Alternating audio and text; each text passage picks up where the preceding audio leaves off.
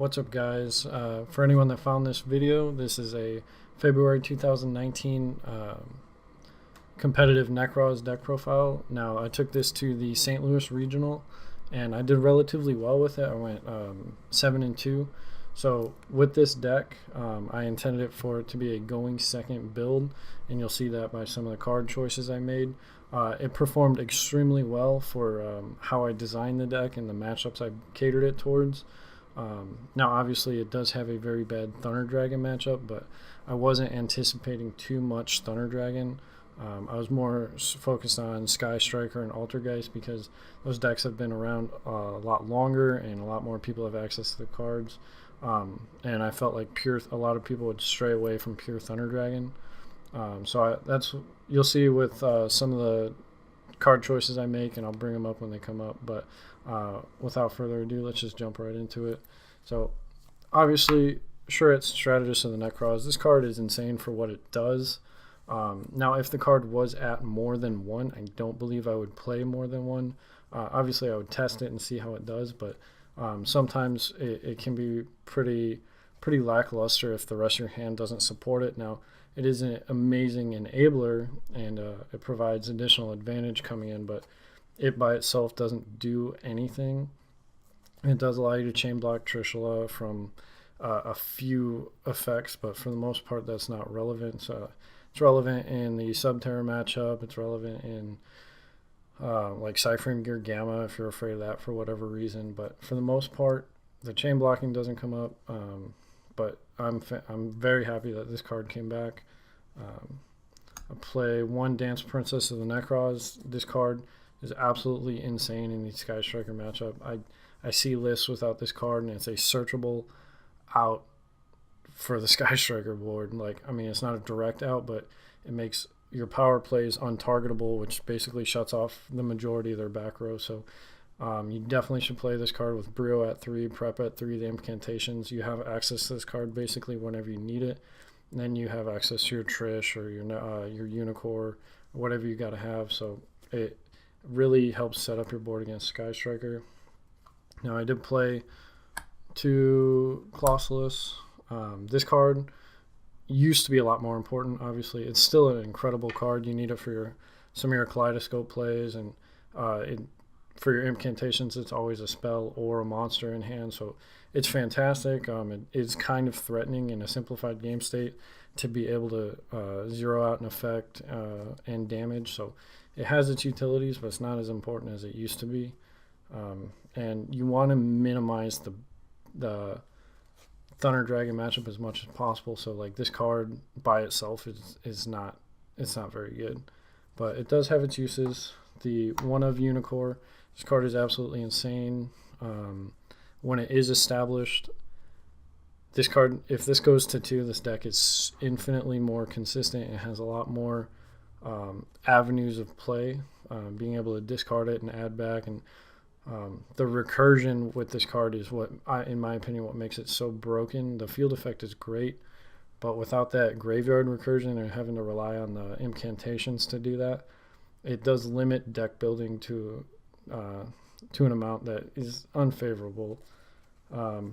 Now, this card, I'm so happy it's back at 3. It's unjustifiably expensive right now, but this card searches every card in the archetype. The double bounce, being able to spin back 2 Colossus, that came up in testing a lot. But like I said, I didn't play any Thunder Dragons at the regional, so this card is a mandatory 3 of. I've seen some people argue that you don't have to play 3 because it's hard once per turn. This card is the lifeblood of your deck. It searches absolutely everything and gives you access to any avenue of play, so you have to play 3 of this card. Now, I opted for 2 Nekroz of Valkyries. This card isn't as good as it used to be. It's not the mirror match back in the day. The Battle Fader effect isn't relevant. You don't have to clear your board to watch out for Trish. This card is decent at what it does, but it's just not as good as it used to be. You don't need it as much. Now, my second loss of the day, I did misplay, and I'll get into that after the deck profile, but the Battle Fader effect is still relevant. It's just not as necessary. I opted for 2 Nekroz of Trishula. I've seen some people argue that you only play one because it's recurable off Pencil Plume, and you can cycle it back. This card you have to play. You have to play two. If you lose access to this card, your lines of play are so much more linear, and you don't have the power in the deck. The deck does struggle with dealing with problem monsters once they're established, or multiple problem monsters. Like playing through a Crusadia Guard Dragon board is very, very difficult. It's doable, but if you don't have access to your Trish, that's not going to happen. The targeting effect on Unicorn is very protecting Unicorn from targeting against Sky Striker or Altergeist does come up, so you have to play this card. In my one-of tech choices, I played one Saravis, the Ancient and Ascended. This card, in theory, was extremely good. I honestly think I should have played Gungnir instead. I was more concerned about targeting effects, but having access to Gungnir from the hand effect and the field effect, I felt like would have been more relevant for the matchups I played. But, you know, I opted to play this card because the field effect, if you can establish this card plus Unicorn turn 1, it's a very strong board, and it's really hard to deal with because you can negate a special summon, return it to the hand, and protect the Unicorn, as well as most likely have Valk or Trish in hand. So this card is extremely, in theory, it was extremely well. It's just the matchups I got paired with, it didn't perform as I anticipated. And then one of Chalice Slime. Now, this is a card that I wanted to play 2 to 3 of. It's because it basically says add any card from your deck or grave to your hand. And that is very, very good. It's just, I didn't value that as much as some of the other tech choices, which going forward, I will probably play 3 of this card. Now going back, done with the rituals, the incantations.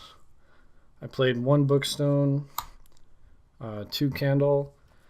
Bookstone is definitely going to become a 2 of. The ritual spells, the games aren't long enough to, you know, your board's not going to get cleared, or just you're not going to be able to use the graveyard search effects for your Nekroz spell cards very often, because anyone that has experience in the matchup's not going to clear your board, and if your board doesn't get cleared, you're probably going to OTK next turn anyway. So you need to be able to recur those spells from grave without the banish effects from the Nekroz cards. Candle's just very important. Obviously searches any ritual spell in your deck. Pencil Plume, so adds any one from your grave to your hands, very good. And then 2 Talismandra, best one by far. You can search any card in your deck, and then it's also a cycle target for Brio and Grave. This card's fantastic. And then the meta calls, I played 3 Denko Sekka in the main. In the matchups where it was relevant, this card was a blowout. This card was absolutely insane because you establish Danko, Kaleidoscope plus another ritual spells OTK, because usually the decks that you want Danko on, you establish a or they have like 3 or 4 set back row and 1 monster. So if you standby, or if they don't flip any traps in the standby like Altergeist, and don't multi-figure in the standby, you just Danko and then you just swing for game. Zaborg the Mega Monarch. This was a last minute call. I was playing for weeks without this card, and then just the idea of it, just if it resolves, it's an absolute blowout. This card was insane. I think I'm going to go back to the going first build, focusing on resolving Zaborg and getting as much advantage as possible, because if this card resolves, you win the game. There's absolutely no question. And with Impermanence being phased out of the meta, Ghost Ogre being negligibly irrelevant, and then Impermanence and other hand traps that stop this card not being very viable, like, this card will resolve, and when it does, you win the game. Under the spells, I played 3 Preparation of Rites. This card's at 3 for whatever reason. This card is absolutely insane. It's a +2 to +3 depending on your combo strings and what you have already established in Field and Grave. Because, I mean, your search targets and the ritual spells, like, there's some pretty cool combos if you have this and Chalice Slime in hand. Or no, not Chalice Slime. If you have this, a ritual spell and the incantation celebration and grave already. It's just pretty insane. I played 2 Nekroz Mirror. I've seen some lists playing 1. If you only have 1, you could easily run out of ritual spells. This is the one that lets you use Shrit from grave as ritual fodder. So I feel like this is the second most valuable ritual spell. I played 2 Kaleidoscope. This card is absolutely the best one. Just resolving Herald or Elder Entity from the extra deck for Unicorn, or getting multiple rituals out in one spell. This is really what you want to try to focus on. And played 1 Cycle. This card is great, but anytime you need a second one, you can just recur it with Bookstone. This card lets you summon Brio back from a grave. It lets you spin 2 extra deck monsters, basically. This card is absolutely fantastic. And then, honestly, probably the most broken ritual spell in the deck. I've seen lists without this, and I absolutely don't understand why. This plus Chalice Slime is just infinitely free. You discard this off Chalice Slime, special 1 from deck, special the candle, get a search, use this effect, summon the turnip, get another search. Like, it's absolutely insane. I played 1 Reinforcements of the Army, search Shrit or Colossalus. So this card just lets you, for whatever incantation is in your hand, it basically lets you either add Shrit if you can already resolve the incantations, or it lets you add Coloss and search with the incantations, or ditch it to search a ritual spell, so that, depending on which ones are in your hand. Then I had 3 Pot of Extravagance. You need to draw cards. If there's a Colossus established, you can't win the game unless you just draw absolutely broken. So this is probably the best card in the main deck from the last year. This card is extremely important. Your extra deck isn't that important. You just need a few utility cards and you'll be fine. And then going second, 3 Evenly Matched. This card's unfair when it resolves. There was a few games where I would resolve Evenly Matched and then play into a clear board, resolve Zaborg, and just win the game. So that's the main deck list. And then going into the extra deck, I played 3 Herald of the Arclight. This is the best card in the deck. Obviously, you're playing Extravagance. You want to play as many as possible. I played 2 Elder Entity. I outed Gozen. I've outed a few Floodgates with this. A couple problematic monsters. This card's pretty good in a pinch situation. I played 2 level 6s, and the reason is if you hard draw Kaleido and Brio against a Thunder Dragon board and they don't have Titan, this is your out. Without this card, you can't win the game. I played 1 level 9, 1 level 10, 1 level 11, and 2 level 12s. So I doubled up on the ones that are most important or most likely to come up after I resolve Extravagance. Level 12, you got your Valk and your Unicorn. You got your Trish and your Colossalus. So that's the most important one. But honestly, like, if you're resolving that going second, you're probably going to win the game. It's just really, if you're playing into a board and you resolve a Kaleidoscope, you're probably in a pretty good position. And then the Zaborg targets Omega to return a card from the extra deck, or from the grave to the extra deck, and 2 Toads. You resolve Zaborg, you're getting like a +5 or a +6, and that's without popping cards. So that's the extra deck. Alright, the side deck is where I felt like it was a little bit weak, but it did perform how I anticipated. It's my matchups that were relatively strange. So I have 3 Ross Fear Mode. I actually had to borrow one for the event because I didn't know I only had 2. I must have traded one away a while ago.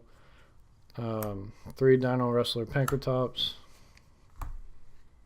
And these were 2 Fantastical Dragon Phantasme. I spent literally all day at all the vendors trying to get these cards. They knew I was looking for them, but none came in all day. It's really frustrating. I have 3 Twin Twisters. This was pretty good. I only drew it once against an Altergeist player. I ended up losing that match. Altergeist is a very difficult matchup for this deck. And then I have 3 Cyframe Gear Gamma plus the driver. So this card was absolutely insane. If you resolve this card on, say, a Saryuja on Crusadia Guard Dragon, their turn's over. Unless their hand is that broken, their turn's just done. So this is the most impactful hand trap you can play going second, and then it'll help you play into a relatively clear board so you can OTK. But overall, the deck performed extremely well, and there's a few things, especially in the side deck, I would change. Probably wouldn't play, what was it? Probably wouldn't play Twin Twisters again. I might play Red Reboot over that. But again, I played Blue Eyes, Crusadia Guard Dragon, Altergeist. I forget my round 4, but then I played Photon round 5. Photon was X1 round 5, which was impressive.